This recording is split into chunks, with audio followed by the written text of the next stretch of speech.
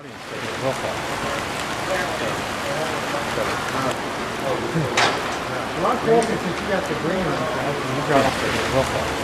Dr. Paul. Welcome.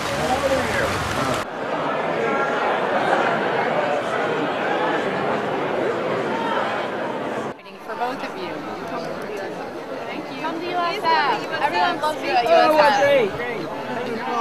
You are the revolution, man. Yeah, you know about the revolution, huh? I am proud of you, man. It's your revolution, it's not mine. That's right.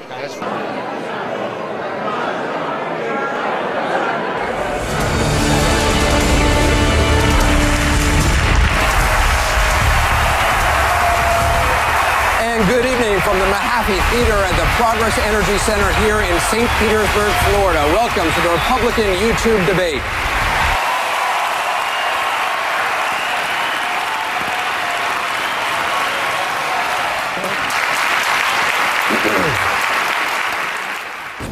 Congressman Paul, I've heard him now in many debates talking about bringing our troops home and about the war in Iraq and how it's failed.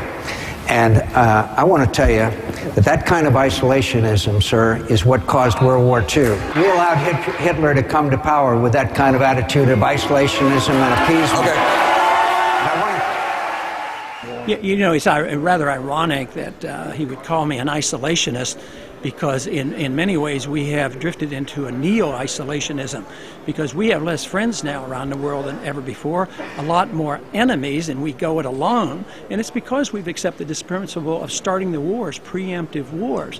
So it's rather sad, and yet our policy, which means that we would bring our military back and open up the doors and talk to people and trade with them and remove sanctions, I think there would be so many positive things come from that, and we would not be isolationists. We would be very much engaged in the world. I just finished having Thanksgiving with the troops, and their message to you is, the message of these brave men and women who are serving over there is, let us win. Let us win. He's approaching it emotionally. He has so much invested, the war he's invested in. He has a misunderstanding of foreign policy. I don't think he has the vaguest idea about what the founders taught, how beneficial it is to have a non-interventionist foreign policy. He uses the cliche of isolationism, and that is not what it is. And he really hasn't studied on all the blowback that the CIA has taught us and that we have suffered from, all the unintended consequences. If one becomes aware of the downside of this policy, they would change their mind unless they're too emotionally involved. They dig in their heels, and they're just incapable of changing their position. The real question you have to ask is, why do I get the most money from active duty officers, military personnel? So what John is saying is just totally distorted. He doesn't even understand the difference between non-intervention and isolationism. I want to trade with people, talk with people, travel, but I don't want to send our troops overseas using force to tell them how to live. We would object to it here, and they're going to object to us over there. Staying on this issue, let's watch. Hello, my name is Buzz Brockway from Lawrenceville, Georgia. All the talk about the war in Iraq centers around how quickly we can get out. I think that's the wrong question. We need to make a permanent or long-term military commitment to the region. By staying in Iraq, we provide long-term stability to the region. We provide support for our allies, and we act as a deterrent to the troublemakers in the region. Which presidential candidate will make a permanent or long-term military commitment to the people of Iraq? The best commitment we can make to the Iraqi people is to give them their country back. That's the most important thing that we can do. Already, part of their country has been taken back. In the South, they claim the surge has worked, but the surge really hasn't worked. There's less violence, but al-Sadr has essentially won in the South. The British are leaving. The brigade of al-Sadr now is in charge, so they are getting their country back. So let the people have their country back again. Just think of the cleaning up of the mess after we left Vietnam. Vietnam now is a friend of ours. We trade with them. The president comes here. What we achieved in peace was unachievable in 20 years of the French and the Americans being in Vietnam. So it's time for us to take care of America first. Senator McCain. 30 30 seconds. Well, let me remind you, Congressman, we never lost a battle in Vietnam. It was American public opinion that forced us to lose that conflict. Shortly after the Vietnam War ended, Colonel Tu and Colonel Summers met, and they were talking about this. And the American colonel said, you know, we never lost one battle. And Colonel Tu, the Vietnamese, says, yes, but that's irrelevant. And it is irrelevant.